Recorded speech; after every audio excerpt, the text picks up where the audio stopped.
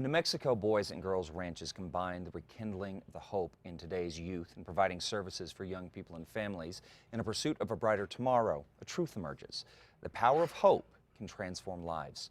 Joining us now to tell us how you can help transform lives for the better is Nikki Cole, the Executive Vice President, along with Michael Cole, the Executive Director of New Mexico Boys and Girls Ranches. Thanks for being here, folks. Really appreciate it. So tell us a little bit more about some of the programs that go on down at the ranches and how they're helping the youth of New Mexico. Okay, we have a residential group home, and the young people actually live in a cottage on campus. They attend school 3 days a week on campus, and they go into Belen 2 days a week. Okay. We do a lot with counseling. We do a lot with learning social skills, learning how to get along with peers. Kids today are really struggling, and they need some help and assistance in learning the skills needed to manage those difficult years between 12 and 18. Right. And that's what we focus on there. Okay. We also have a group home for mothers. It's apartments that they live in if they have small children and they need some help getting on their feet. Okay. So in terms of population, how large of a problem is it in New Mexico of these kids that are unable to live with their families, they're separated from their families? How many of these kids do you see on a regular basis? Oh, it's an enormous problem. It's estimated that there are some 6,000 kids that need out-of-home placement. And the state, as we understand it, has about 2,500 foster homes. So there's a huge gap in the number of places for young people who need help.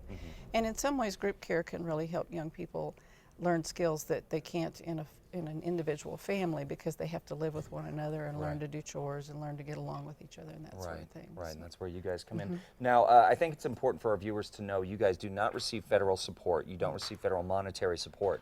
So donations, that's a big thing, and that's how you run. So Michael, how do people get involved and support you financially? Well, let me say first of all that back in 2008, we started seeing things change.